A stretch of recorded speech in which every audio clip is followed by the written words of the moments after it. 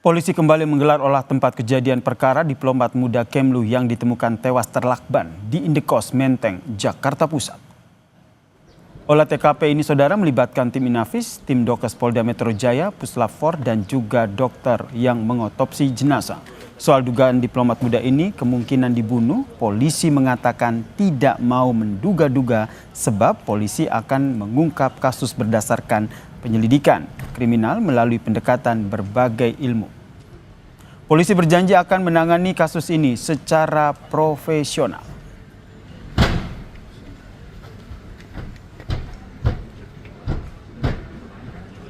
Dilakukan pemeriksaan secara ilmiah. Dalam mengungkap sebuah peristiwa ini, kami harus mengedepankan prinsip scientific crime investigation, ya. Pengungkapan kasus berdasarkan pendekatan berbagai ilmu. Nah, itu nanti akan didalami. Jadi kami tidak berbicara kemungkinan-kemungkinan. Apapun yang ditemukan dari barang bukti, jadi jenazah ini juga merupakan barang bukti. Jadi sifatnya jenazah itu barang bukti yang platinum, barang bukti yang utama. Ya, ini dilakukan analisis, dilakukan pemeriksaan secara laboratoris.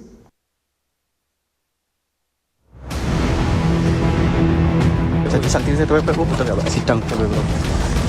Ya pernah, ya. Pernah, tapi itu jangan dikaitkan. Kita juga menelusuri bahwa latar belakang penugasan yang bersangkutan kira-kira dengan siapa saja pernah terlibat, ataukah dengan organisasi-organisasi daripada TPPO ini siapa saja, pasti itu salah satu juga.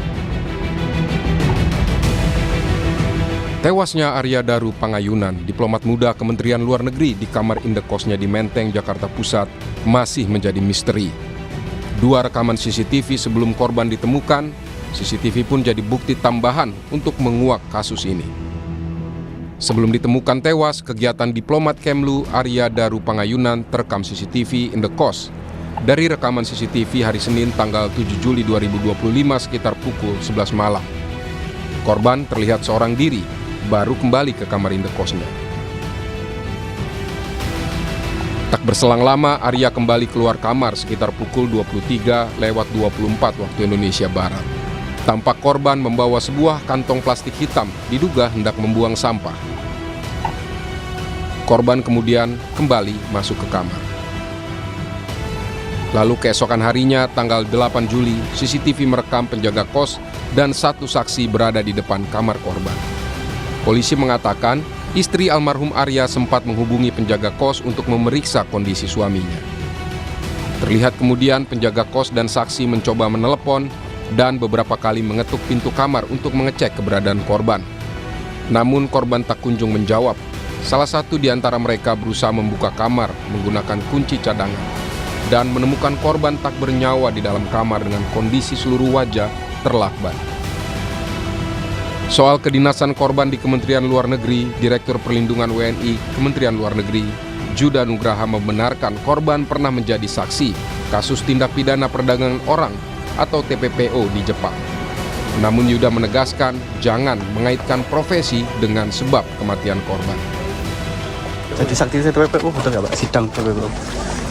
Ya pernah, ya. Pernah, tapi itu jangan dikaitkan, gitu ya. Kita lihat menunggu hasil penyelidikan polisi. Kita jangan berspekulasi. Jadi kami tidak ingin berspekulasi. Kita tunggu hasil penyelidikan. Tapi memang banyak tugasnya itu berkaitan dengan itu ya Pak, TPPU itu ya Pak, almarhum itu ya. Seperti tadi kami sampaikan, almarhum itu menjalani tugas, dia menangani tugas penanganan perlindungan WNI untuk wilayah selain Asia Tenggara dan juga Timur Tengah. Keterangan Juda seperti saling bersambut dengan keterangan mantan Kabareskrim Polri Komjen Purnawirawan Ito Sumardi yang menilai pemeriksaan latar belakang pekerjaan korban yang pernah mengurus kasus TPPO penting dilakukan untuk mengungkap penyebab kematian korban. Terlebih di beberapa negara ada sindikat dalam kasus TPPO. Yakin bahwa teman-teman penyidik itu mereka juga menelusuri bahwa latar belakang penugasan yang bersangkutan kira-kira dengan siapa saja pernah terlibat, ataukah dengan organisasi-organisasi daripada TPPO ini siapa saja, pasti itu salah satu juga. Yang saat ini yang paling rawan adalah memang orang-orang yang memiliki latar belakang kedinasan di bidang TPPO atau tidak pidana perdagangan orang, ya itu kan sering sekali di beberapa negara itu warga negara kita menjadi korban TPPO. Dan korban TPPO ini kan mereka punya jaringan, punya sindikat. Ini tentunya akan menjadi salah satu objek daripada penyelidikan, ya. Proses penyelidikan kasus ini masih terus berjalan. Kapolda Metro Jaya Irjen Karyoto menyatakan hasil penyelidikan kasus kematian diplomat muda dengan wajah terlakban akan selesai dalam kurun waktu 1 minggu. Yang ada perlu dipelajari oleh forensik, ya, baik CCTV, kemudian hasil otopsi, dan juga termasuk digital itu dari laptop dan lain-lain, ya. Mungkin seminggu lagi selesai. Nanti ada kesimpulan. Insya Allah mudah-mudahan seminggu lagi selesai. Selain rekaman CCTV, saat ini penyelidik masih melakukan pemeriksaan terhadap sejumlah alat bukti, seperti hasil otopsi serta bukti digital, seperti alat komunikasi dan komputer jinjing milik korban, juga rekaman CCTV untuk menguak penyebab kematian diplomat Kementerian Luar Negeri. Tim Liputan Kompas TV. Lalu bagaimana jalannya olah TKP lanjutan yang dilaksanakan hari ini? Kita bergabung dengan jurnalis Kompas TV Zefanya Situmeang dan juga juru kamera Bondan Wicaksono. Selamat petang Zefanya. Ini dilakukan olah TKP lanjutan. Sebenarnya apa yang digali dalam olah TKP lanjutan ini, Zefanya? Ya Yasir, untuk olah TKP yang sudah dilakukan tadi pagi, ini yang tadi melibatkan tim Inafis, kemudian tim Dokes dari Polda Metro Jaya, juga Puslap For Mabes Polri, ini untuk mengecek kembali kamar kos dari milik korban begitu, dan juga dicek lagi terkait dengan kesamaan ventilasi jendela milik kamar dari korban dengan ruangan lainnya. Hal-hal tersebut ini yang tadi dicek ulang oleh polisi dan juga petugas lainnya begitu, yang dimana ini hasilnya masih kita tunggu. Tapi Yasir dan juga saudara, ketika saya sampai di TKP ini memang ada beberapa hal yang menarik perhatian saya, karena memang menurut saya ini lokasi area indekos ini memiliki pengawasan yang cukup ketat.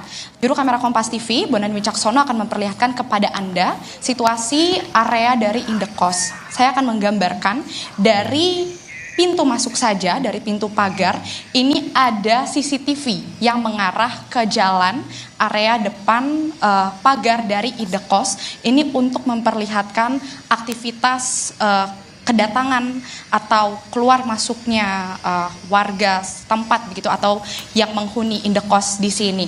Setelah ada satu CCTV di depan, ada sebanyak 3 CCTV lainnya yang berada dari dalam area indekos yang mengarah ke halaman atau area depan indekos. Akan ditunjukkan lagi oleh juru kamera Kompas TV, di ujung atap itu ada sebanyak 3 CCTV yang mengarah ke area halaman indekos.